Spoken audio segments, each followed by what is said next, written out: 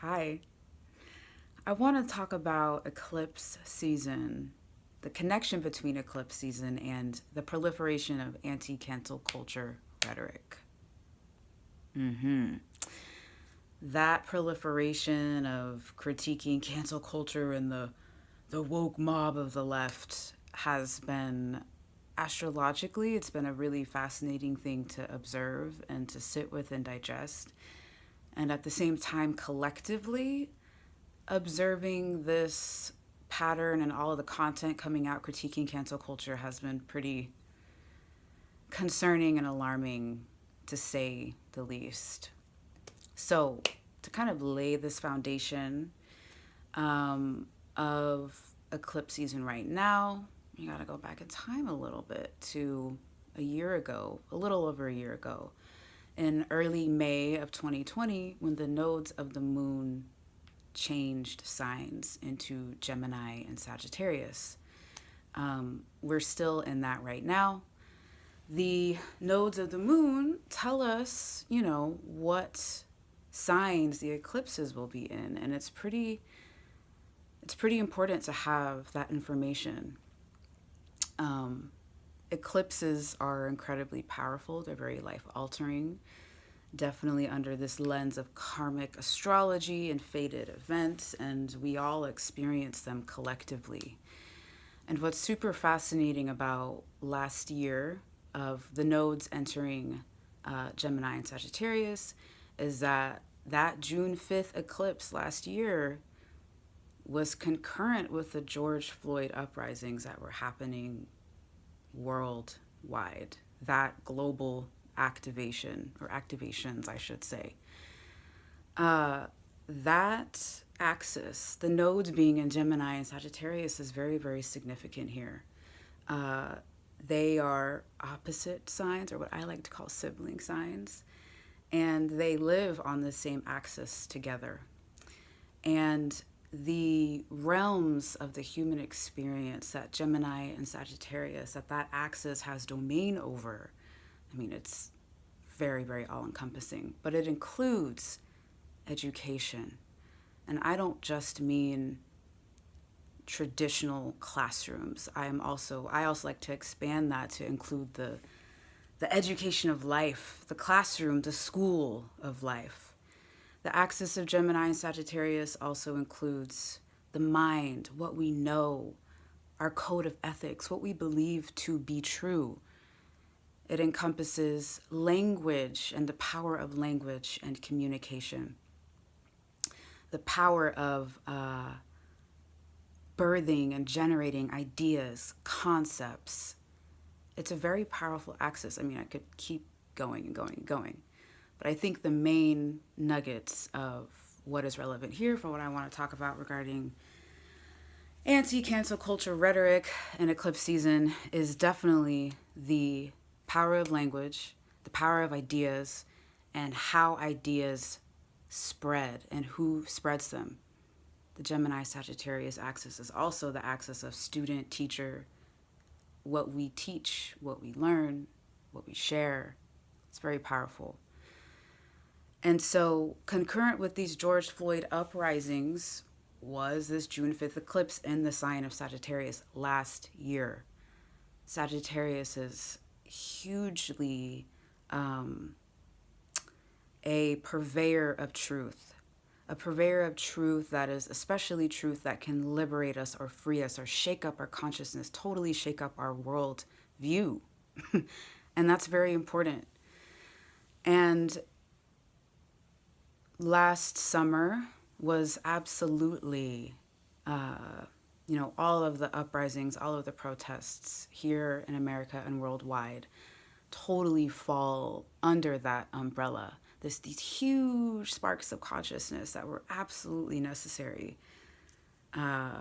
in completely challenging so many people, probably millions of people's worldviews, really bringing into the global conversation anti-racism, anti-blackness, how to heal these things, what justice really means, how to work towards that. Huge, huge conversations, like complete obliterations of some people, like many people's worldviews. It's a big fucking deal. And what that is a beautiful thing. And something I often teach my clients in our sessions together is that each sign has a kaleidoscope of ways that their core gifts and medicines can express themselves. And the healthy, mature, conscious part of the kaleidoscope of the Gemini-Sagittarius axis is that curiosity, the insatiable need for knowledge and exchanging ideas and expanding in our worldview, and adventure, spontaneity, beautiful things. I mean, think of your Gemini and Sagittarius friends. They're fun. It's a fun energy, and it's a powerful energy. And the shadowy parts of the kaleidoscope of the Gemini Sagittarius axis is definitely the ways in which language and ideas and concepts can be wielded and weaponized to harm people. The ways that language can be used in deeply manipulative and unethical ways over the masses. The ways that dogma can be spread, the trickstery ways that they can infiltrate spaces. And that, the shadowy side of Eclipse season and the journey through the nodes that we've been in since last May, is absolutely what I have personally observed in a lot of what is coming out that is critiquing cancel culture and critiquing the woke mob of the left, is the slippery slope of those critiques. The harmfulness behind who is critiquing these things, who is critiquing the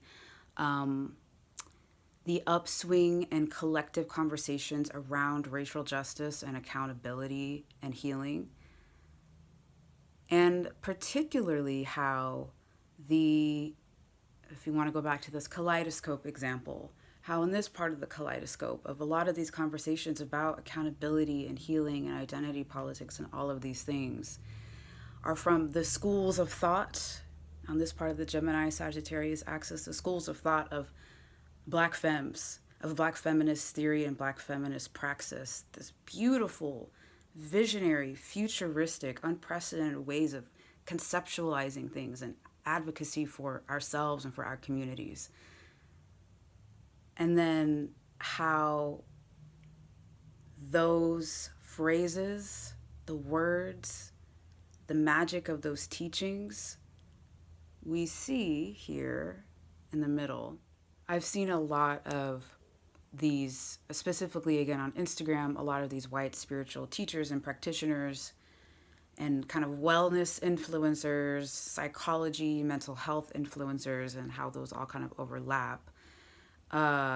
Really taking a lot of language from social movements and from social justice to in ways that really spin the calls for accountability and healing that are born of Black femme leadership and ingenuity. I think that's incredibly problematic.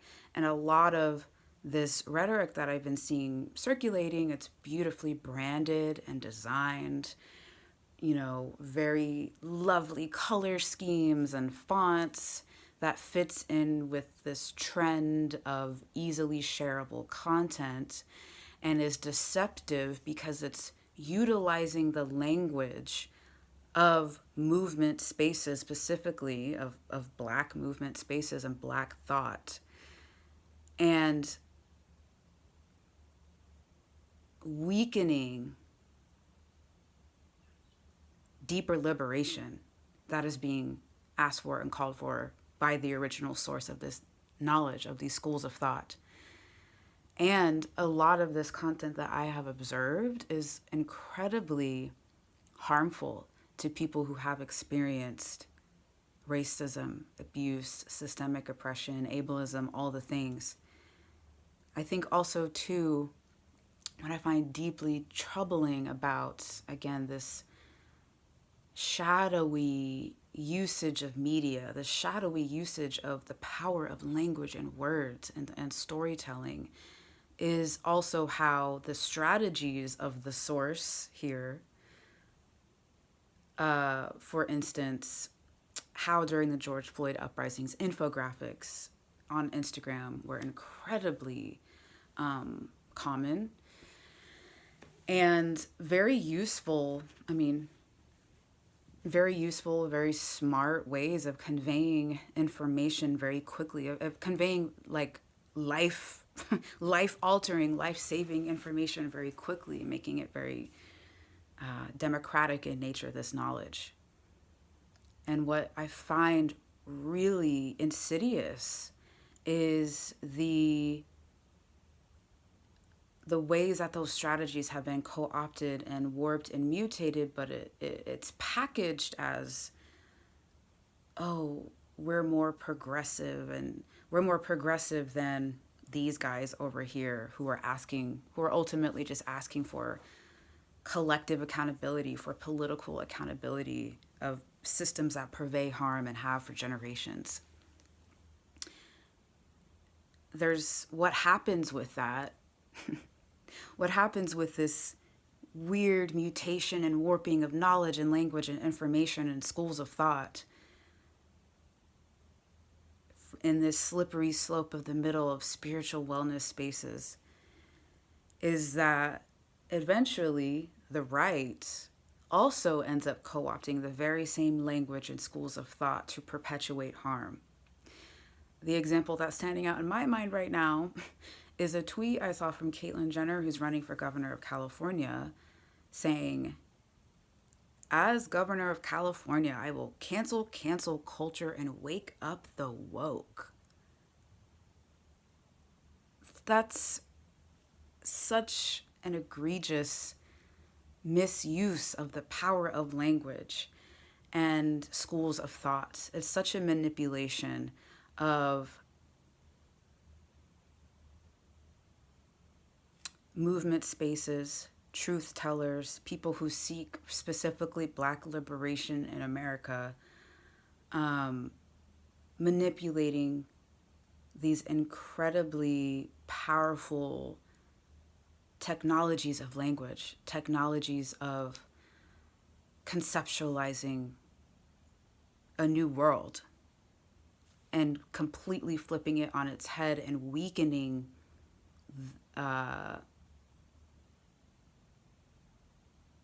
its power. That's an issue. That is a huge issue. And I feel especially passionate about it because I have seen way too many people recently and over the past few months sharing content from some of these spiritual leaders who share really half-baked critiques of cancel culture. And these half-baked critiques, that really what they are is kind of thinly veiled ways of weakening conversations around collective accountability for the most oppressed among us. That, and specifically doing it again with the forms of communication and language that are born of Black movement spaces. It's a huge fucking problem. It's a huge problem that these white wellness influencers or spiritual teachers, whatever, are manipulating and playing with the language of movement spaces, are playing with the language and ingenuity born of Black femme leadership and vision, with the intent and goal of neutralizing attempts at accountability, of building a culture of accountability and healing and justice. That is a huge problem. And it's no coincidence that the proliferation of content like this came after an enormously activating summer of conversations around these things, of conversations about how to be accountable, how to be a better person, how to show up for Black life, to honor, revere, protect, defend, advocate for, nurture Black life. And we can see this too in many states, especially I think Texas is one of them, and other red states that are cracking down on critical race theory in public schools. There's a through line with all of this. And as eclipse season comes to a close, as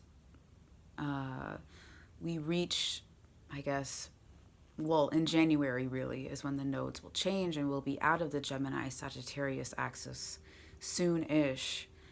I think it is increasingly important, especially if you are someone who follows spirituality and wellness accounts and find a lot of value in that, to really critique the critiques, to really get discerning about who might stand to benefit, whether that's politically or financially, from the crackdown on cancel culture, which is really the crackdown on accountability and healing and liberation.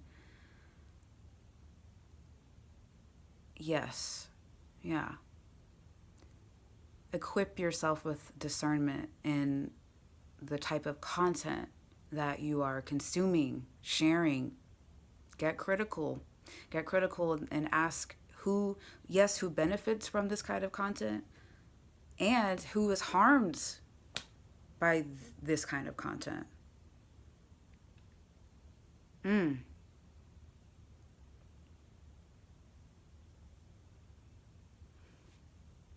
I think that, yes, there's been, really beautiful activations in the collective as far as the expansion of people's schools of thought and their worldview. And there's also a shadow. There's also a shadow. And it's been infiltrating these wellness spaces. And it's incredibly important to think critically about what is being shared. Be curious and investigative about the types of spiritual leaders that you are following. Get curious about their lineages of thought, their lineages of who taught them, and again, who might benefit and who might be harmed by the things that they are sharing. I think it's very important to carry the lesson of discernment that this eclipse season, and really I should say the journey through the nodes, through the axis of Gemini and Sagittarius, that has had a lot to teach us and could continue to have a lot to teach us about discernment, about really critically thinking. Because there's some spooky things being circulated that are very, very harmful to the most oppressed among us by people who put themselves in positions of power as spiritual teachers. That is very, very tricky, very problematic. So, yes, I hope that the wisdom of discernment is something you can carry with you once we are emerged out of this journey through the Gemini-Sagittarius axis.